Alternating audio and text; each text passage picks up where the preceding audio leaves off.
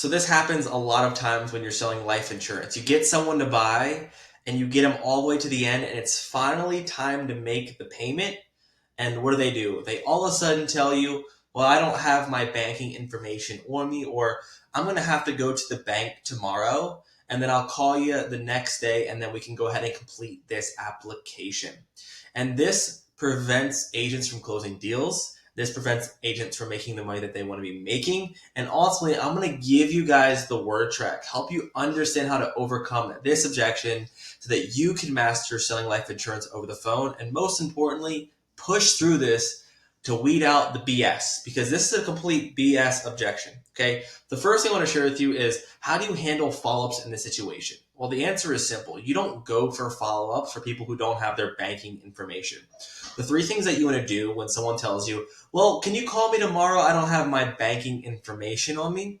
The first thing that you want to understand is that that's typically a lie. Buyers are liars. So if someone tells you, oh, we're going to go ahead and get this life insurance, and they don't know that they're going to pay for it, then that's on you. You need to set clear expectations when you're moving into an application before you even get there. So what you do is, when they buy the life insurance, you get the client to pick the option. Mr. Jimmy, do you want to go with the $20,000 option or the $30,000 option? They tell you, let's go with the $30,000 option. Instead of just saying, okay, let's do the application, what you're going to do instead is you're going to tell them, well, hey, Mr. Jimmy, to see if we get you approved, we're going to have to answer some medical questions. But at the end, we're actually going to have to put on a way to pay for the policy. What day do you want your payment to come out of your bank account? So you're setting really, really clear expectations, letting the prospect know before you even move into the application that they're paying for something.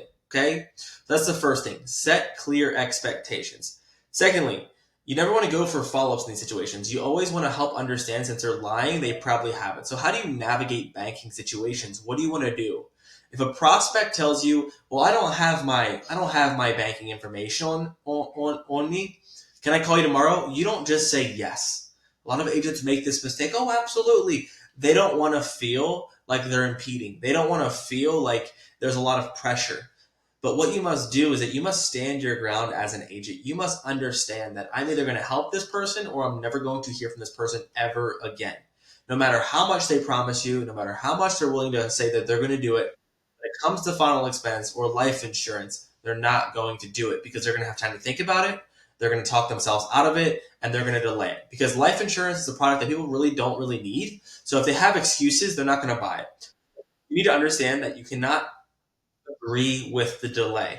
Okay, so instead, what you're going to do is you're going to help them solve this problem. So first thing is, if they tell you that, can you call me tomorrow? You're gonna be like, yeah, that's fine, but let's try to work through this together. There's typically three things I look for. Number one, do you have a valid checkbook? Yeah, I just don't know where it is. Well, go ahead and get up and find it. Okay, just like that. If they don't have a valid checkbook, then ask them, okay, number two, do you have a valid bank account statement?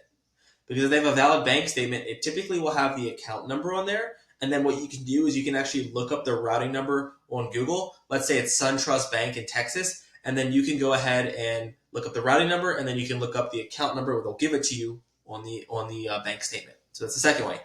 Or the third way is to have them log into the mobile banking app. Okay, the mobile banking app is really simple. Everyone should have that. All you have to do is go to the App Store, get the app that they use their bank, get them to create an account, and they should be able to log in, create a password, and sign in with the mobile banking app. What if they tell you, I don't want to do that, I don't feel like going through that? Well, how about this? Fourth step is to call into the bank. So what you're going to do is you're going to call into the bank. And you might be scared of doing this. You might say, why am I going to, oh my gosh, this is weird. No, you're here to help them.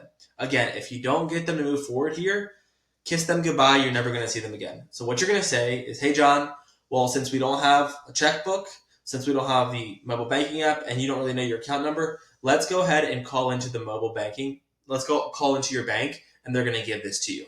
So then what do? You go to Google. You go like this. You just Google this up here. You go to Google and you look up, let's say, SunTrust Bank phone number in Texas. Okay? You would Google the bank account information, and you can say, here's the number. You're going to call in with your customer on the line with you, and you're going to have them speak. The client is going to give you their routing and account number. Okay, let's say they don't feel comfortable doing this. Oh, no, no, no, no. Then what you need to understand is this is an objection. The reason that they're not giving you the account number is because they are scared of moving forward. If people wanted to buy, they will give it to you. For example, if I told you right now you can buy a $10,000 car for $1, would they probably find a way to get a bank account? Would they find a way to go out there and get money or find their account number? Absolutely, because it's valuable. They're like, I'll do whatever I can. I'll call the bank. I'll look under the mattress. I'll do whatever it takes. But the reason they're not doing this for the life insurance sale is because they don't truly value it or they have some type of concern. So what you then need to do if they're not willing to do it is you need to sit there and you need to continue to objection handle. Well, John, it sounds like this is important to you. There has to be some reservations that you're going through. What's really preventing you from moving forward? Is it more the price or are you just not sure if you really need it? And then what the client will do is they'll actually acknowledge what's holding them back. They'll actually acknowledge, well, there are some concerns. Well, I don't know if I can actually afford it, or I'm not sure if I actually need it. And then you can understand that the real reason that they're not moving forward is not because they don't know their bank account number, it's because they don't actually value the policy.